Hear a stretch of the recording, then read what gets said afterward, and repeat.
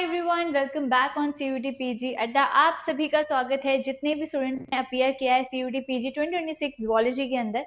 तो भाई बहुत सारे क्वेश्चंस मेरे पास जो है अब तक आ रहे हैं कि मैम हमारे ये मार्क्स हैं, हमें किस में अप्लाई करना चाहिए। तो एवरी सिंगल बच्चे का रिप्लाई करना बिल्कुल भी पॉसिबल नहीं हो पा रहा था। तो आई थॉट क्यों ना हम कुछ ऐसी वीडियो लेकर आऊं जिसके अंदर मैं आपको हर एक यूनिवर्सिटी का एक बता दूं बेसिक कि आपका क्या कट ऑफ जो है रहने वाली है। तो जैसे कि आप सभी को पता है कि यहाँ पर एनटीए ने जो है यहाँ पर हमें वेबसाइट पे सारी इंफॉर्मेशन जो है अबाउट द यूनिवर्सिटीज दी हुई है।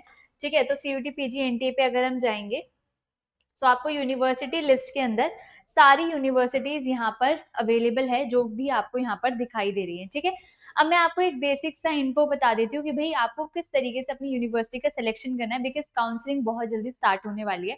उससे पहले एक चीज जो सभी बच्चे सुनेंगे ध्यान से, तो सभी लोग यहाँ पर ना, मैं अपना मेल आईडी दे रही हूँ aanchal.garg@अड्डा 24/7। तो जिसके भी अच्छे मार्क्स हैं, बुरे मार्क्स हैं, कैसे भी हैं, तो आप मुझे यहाँ पर कांटेक्ट कर सकते हैं अपने स्कोर कार्ड के साथ और अपने कांटेक्ट नंबर के साथ।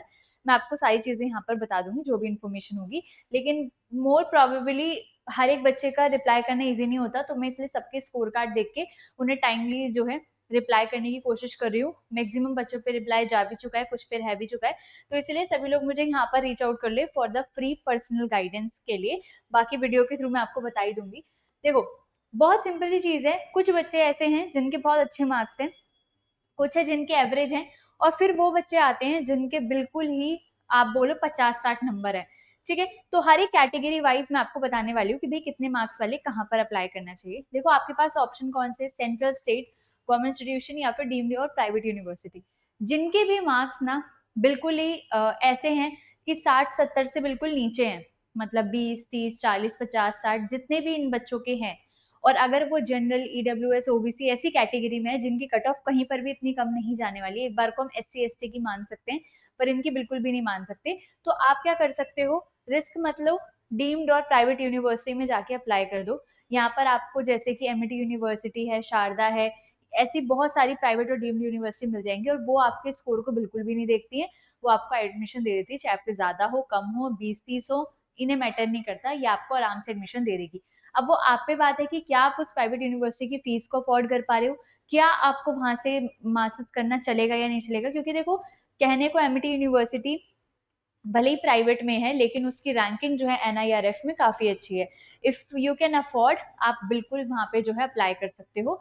ठीक है, तो ऐसे वाले बच्चे जो हैं जिनके बिल्कुल ही कम है, वो तो क्वेश्चन करो ही मत, प्राइवेट डीम यूनिवर्सिटी पे चले जाओ। या उनके पास दूसरा ऑप्शन है कि भाई किसी अदर एंट्रेंस की प्रिपरेशन कर लो, जेएमआई, एएमयू, एयू, एलयू, इनकी प्रिपरेशन कर लो। इन सबके प्रैक्टिस बैचेस जो है अवेलेबल है हमारी वेबसाइट पे बहुत ही लोएस्ट प्राइसेस में, क्योंकि आपके एग्जाम आने वाले हैं। तीसरा पॉइंट उनके पास ये है कि आप ड्रॉप ले लो और बहुत अच्छे से प्रिपरेशन करो। इस साल हमने जो देखा है, जो ऑल इंडिया रैंकर्स भी रहे हैं कई सारे, नॉट फॉर ऑल, कुछ की बात कर रही हूँ मैं, कुछ सब्जेक्ट्स में जब हम बात कर रहे थे, कई सारे बच्चों से मैं कनेक्ट कर रही थी, तो उनकी ऑल इंडिया रैंक होने के बाद भी मैंने उनसे पूछा तो वो यही बोल रहे थे कि मैम हमारे पिछली बार 216 नंबर थे, इस बार मैंने ड्रॉप लिया तो मैं ऑल इंडिया रैंक 1 हो गई। मैं अपने सब्जेक्ट की बात नहीं कर रही हूँ जूलॉजी की, मैं अदर सब्जेक्ट्स की बात कर रही हूँ, क्योंकि मैं हर बच्चे से डील कर रही हूँ इस टाइम पे। तो उन्होंने ड्रॉप लेके भी ऑल इंडिया रैंक को सिक्योर किया और आज वो अपनी ड्रीम यूनिवर्सिटी में जा सकते हैं आराम से। क्या पता लास्ट टाइम उन्हें नहीं मिल रहा था लेकिन इस टाइम उन्हें मिल रहा है। अगर वो 200 पे चांस ले सकते हैं, तो अगर आपके 50-60 नंबर है तो आप डेफिनेटली चांस ले सकते हो अपनी अच्छी यूनिवर्सिटी के लिए, अपने आगे अच्छे करियर फ्यूचर के लिए। ठीक है, सो अगर आप यहाँ पर जाना चाहते हो, अगर आप ड्रॉप बिल्कुल भी अफोर्ड नहीं कर सकते हो, देन गो फॉर इट, या फिर अदर एंट्रेंस के लिए। और अगर आप ड्रॉप अफोर्ड कर सकते हो, बिल्कुल आप कीजिए, अच्छे से प्रेपरेशन कीजिए। 2027 के बैचेस स्टार्ट हो चुके हैं, आप उसमें एनरोल कर लो। ठीक है, मेल आईडी मैंने दे दी है, कुछ भी डाउट हो आप वहां पर पूछ सकते हो। सेकेंड चीज आती है, अब बात आती है एवरेज और हाईएस्ट नंबर की। अगर हम जूलॉजी के अंदर देखें तो इस बार हमने जो देखा है, 200 से ऊपर वाले सिर्फ और सिर्फ 3 बच्चे हैं, उसके बाद सारे आपके नीचे कैटेगरी वाले हैं। 200 से ऊपर सिर्फ ये 3 बच्चे हैं, 220, 215 और 204, इसके अलावा कोई बच्चा नहीं है। तो मतलब कि आपको ये पता है कि इस बार कट ऑफ बहुत कम जाने वाली है, क्योंकि 200 से ऊपर वाले बच्चे ही 3 हैं, बाकी सब नीचे वाली कैटेगरी के हैं। और इस बार जैसे कि हमने बोला था जूलॉजी का पेपर हार्ड आया, तो बच्चे रो रहे थे कि मैम ये क्या हो गया। तो मैंने आप लोगों को पहले भी कहा था और मैं अभी भी कह रही हूँ, हर एक यूनिवर्सिटी की जो कट ऑफ है वो बहुत लो जाने वाली है, क्योंकि जिस तरीके से बच्चों का स्कोर है वो काफी कम है। यस, 170 से 190 के बीच काफी बच्चे हैं, लेकिन 200 से ऊपर सिर्फ और सिर्फ हमारे 3 ही बच्चे हैं। अब जो मैं आपको यूनिवर्सिटी वाइज कट ऑफ बताने वाली हूँ, these are the expected cut off तो इसमें प्लस माइनस लेके चलना। इसमें कट ऑफ इससे ज़्यादा भी हो सकती है 5-10 नंबर, इससे 5-10 नंबर कम भी हो सकती है। मैंने लगभग बताई है क्योंकि एग्ज़ैक्ट मैं भी नहीं बता सकती, है ना, कि यूनिवर्सिटी कितनी कट ऑफ अपनी निकालेगी। मैं भी आपको जस्ट एक नंबर्स बता सकती हूँ कि आस-पास वाले बच्चे जो है चांसेस ले सकते हैं। देखो, जिनके भी मार्क्स 180 से ऊपर है, 180, 170 से ऊपर है, तो वो सब तो 3-4 यूनिवर्सिटी में अप्लाई करना सिर्फ़ आपको मिल जाएगा, मैं आपको बताऊँगी अभी कट ऑफ वाइज़। लेकिन जिनके एवरेज स्कोर है ना, जो फिर 170 से नीचे वाली कैटेगरी के आते हैं, मतलब जैसे कि आप बोल सकते हो 100 से ऊपर वाली कैटेगरी में, 100 प्लस वाले जो आते हैं 100 से 170 के बीच में, वो 5 से 6 यूनिवर्सिटी में ज़रूर अप्लाई करना, ताकि आप लोगों के चांसेस बढ़े एडमिशन के लिए। अब देखो, क्योंकि आपने प्रिपरेशन में तो बिल्कुल भी अपना जो है इन्वेस्ट नहीं किया है, अच्छे से नहीं किया है, तो आपको काउंसलिंग में स्मार्टली प्ले करना पड़ेगा। अब आपके मार्क्स ही कम है, आप अच्छी यूनिवर्सिटी में अप्लाई कर रहे हो, तो फिर फ़ायदा नहीं है, एडमिशन नहीं मिलेगा। तो इसलिए ध्यान से सुनना। यहाँ पर सबसे पहले हम सेंट्रल यूनिवर्सिटीज़ की बात करेंगे। तो सेंट्रल यूनिवर्सिटीज़ में सबसे पहले अगर हम टियर 1 यूनिवर्सिटी की बात करें, दिल्ली यूनिवर्सिटी की, तो इसमें कट ऑफ आपकी कुछ ऐसी रहने वाली है। और दिल्ली यूनिवर्सिटी एससीक्यूपी 828 के बेस पे, मतलब ज़ूलॉजी के पेपर कोड से सिर्फ़ और सिर्फ़ ज़ूलॉजी में ही एडमिशन देती है। तो जिनके भी जनरल कैटेगरी में 150 प्लस है, ओबीसी ईडब्ल्यूएस में 135 प्लस है, एससी एसटी पीडब्ल्यूडी में 100 प्लस है, तो वो इसमें अप्लाई करेंगे। देन हम बात करें जेएनयू में, तो जेएनयू में एससीक्यूपी 28 के बेसिस पे nano science, molecular medicine, biodiversity and conservation में आपको एडमिशन मिलता है। तो इसकी कट ऑफ हमेशा जेएनयू की हाई रहती है। यूआर में 170, ओबीसी ईडब्ल्यूएस में 150 प्लस, एससी एसटी में 120 प्लस आपकी रहेगी, है ना। इसमें प्लस माइनस लेके चलना, पहली बता रही हूँ। बीएचयू में अगेन आपको सिर्फ जूलॉजी में एडमिशन मिलता है, तो 140 plus for UR, EWS OBC के लिए 120 प्लस हो गया, एससी एसटी पीडब्ल्यूडी के लिए आपका 90 प्लस हो गया। तो अब जिन भी बच्चों की ओबीसी ईडब्ल्यूएस में 115 120 के आसपास हैं, तो वो चांस ले सकते हैं। यहाँ पर मैंने जस्ट एक प्रीवियस जो हमारी लास्ट ईयर की जो कट ऑफ रही है, उनके बेसिस में मैंने थोड़ा सा एनालिसिस करके आपका ये बनाया है। इसके अलावा देन फिर हम बीबीएयू लखनऊ पे आ जाएं, तो 110 plus for UR, EWS OBC के लिए 90 प्लस, एससी एसटी पीडब्ल्यूडी के लिए 80 प्लस। इवन मैंने अगर लास्ट ईयर का देखा है, तो लास्ट ईयर में एससी एसटी की कट ऑफ कहीं ना कहीं 40-45 भी गई है। तो मैंने जस्ट यहाँ पर एक नंबर लिखा है, और 40-45 वो स्पॉट राउंड में गई थी। जब फाइनल 3 राउंड हो चुके थे, उसके बाद जब स्पॉट राउंड का भी फाइनल हुआ था, 2 स्पॉट राउंड हुए थे, उसके बाद आपका ऐसा रहा था। तो मतलब एक एवरेज नंबर मैंने यहाँ पर लिखा है। सीओ ऑफ हिमाचल में 130, 120 और इनका 90, सीओ ऑफ जम्मू में 100 प्लस, 90 प्लस और 70 प्लस जिसके भी हैं। असम यूनिवर्सिटी में एससीक्यूपी 280 बेस पे आपको इन 3 में एडमिशन मिलता है, किसी में भी आप ले सकते हो। तो इसका कट ऑफ कुछ ऐसा रहेगा, 180 और 70 का रहेगा। तो ये एवरेज वाले नंबर की बात हो रही है। सीओ ऑफ कर्नाटका में भी और कश्मीर में भी इनकी cut off almost almost same रहती है, कि अगर आपके जर्नल में 100 के आसपास हैं, ओबीसी डब्ल्यूएस में आपके 70-80 के आसपास हैं, और एससी एसटी में अगर आपके 50-60 के आसपास है, तो आपको यहाँ पर मिल जाएंगे। ठीक है। सी ऑफ केरला में आपको जूलॉजी और जीनोमिक साइंस में मिलता है, तो इसकी कट ऑफ आपकी कुछ ऐसी रहेगी। उड़ीसा के अंदर क्योंकि कई सारे बच्चे ज्यादा वहां पर आपको देखने को मिलेंगे, तो उड़ीसा में आपका 110 प्लस, 90 और 70 आपका ये रहेगा। देन सी ऑफ पंजाब में अगर आप देखोगे, पंजाब यूनिवर्सिटी का 120 प्लस, 100 प्लस और 90 रहेगा। साउथ बिहार में बायो इन्फॉर्मेटिक्स में आपको मिलता है, जूलॉजी नहीं है यहाँ पर, तो आपकी कट ऑफ कुछ ऐसी रहेगी।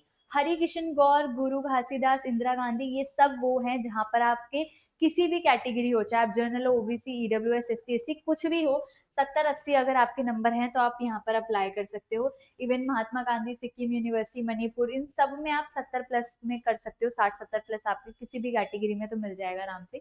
एनएचयू का बहुत सारे बच्चे पूछ रहे थे, तो 100 प्लस, 90 और 70 रहता है। राजीव गांधी में आपको 80-90 में मिल जाएगा आराम से। साउथ एशियन यूनिवर्सिटी में एमएससी बायोटेक में एडमिशन मिलता है। यहाँ पर 2 प्रोग्राम है, 1 ईयर और 2 ईयर। तो 1 ईयर उनके लिए जिनकी 4 ईयर ग्रेजुएशन है, 2 ईयर उनके लिए जिनकी 3 ईयर ग्रेजुएशन है। ठीक है, याद रखना है इस चीज को। यूआर में 110, एससी एसटी ईडब्ल्यूएस इन सब में आपका 90 प्लस में। त्रिपुरा यूनिवर्सिटी में आप 90 प्लस में अप्लाई कर दो। तो ये सारी होगी सेंट्रल यूनिवर्सिटी। मैंने आपको अप्रोक्स 23 यूनिवर्सिटी का बता दिया है सेंट्रल का। अब बात कर लेते हैं जरा स्टेट यूनिवर्सिटी का।